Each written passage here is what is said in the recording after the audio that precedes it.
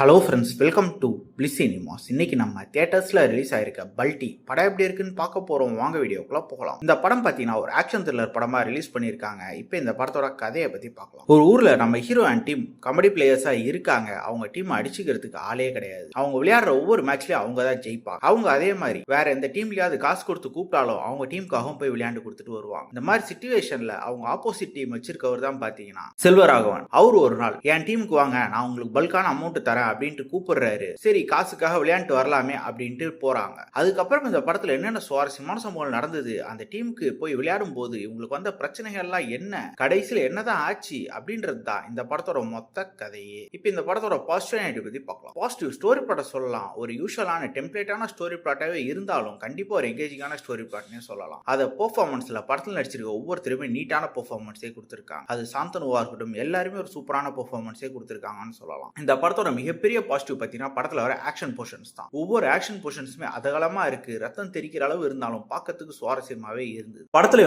காமிச்சிருக்க கான்ஃபிளிக்டும் ஓவராலும் நீட்டா work out ஆயிருந்ததுன்னு சொல்லலாம். Technically இந்த படம் சவுண்டாவே இருந்தது. சினிமாட்டோகிராஃபில அல்டிமேட்டா பண்ணி கொடுத்துருக்காங்க. அது கேம் போர்ஷன்ஸா இருக்கட்டும், ஆக்ஷன் போர்ஷன்ஸா இருக்கட்டும், எல்லாத்திலுமே சூப்பரா பண்ணியிருக்காங்க. அதுக்கு ஏத்த மாதிரி பேக்ரவுண்ட் ஸ்கோரும் அல்டிமேட்டாவே பண்ணி கொடுத்துருக்காங்க. எடிட்டிங், விஎஃப்எக்ஸ், சிஜிஎன்டி எல்லா ஒர்க்குமே சூப்பராகவே பண்ணி கொடுத்துருக்காங்க. ஸ்கிரீன் பிளேஸ் பார்த்தீங்கன்னா இந்த படத்தை பயங்கரமா கோட்டை விட்டுருக்காங்கன்னு சொல்லலாம். ஒரு ஓகேவான ஸ்டோரி பிளாட்டை எடுத்திருந்தாலும் அதை எங்கேஜிங்கா எழுதியிருந்தாங்கன்னா நல்லாவே இருந்திருக்கும். இவங்க கொஞ்சம் வீக்கான ரைட்டிங்ல எழுதியிருக்காங்க. படத்துல பெருசா சுவாரஸ்யம் இல்ல. அது மட்டும் இல்லாம பல படங்கள்ல பார்த்து பழக்கப்பட்ட அதே காட்சிகளா தான் இருந்தது. அதுதான் இந்த படத்தோட மிகப்பெரிய நெகட்டிவ். ஓவராலா பார்க்கும்போது ஒரு ஒன் டைம் வாட்சபிள் படமா தான் இருக்கு. ட்ரை பண்ணி பாருங்க. இந்த படத்துக்கு நம்மளோட ரேட்டிங் கேட்டீங்கன்னா 10க்கு 6 மார்க் கொடுக்கலாம். இன்னொரு வீடியோல சந்திக்கலாம். தேங்க்யூ.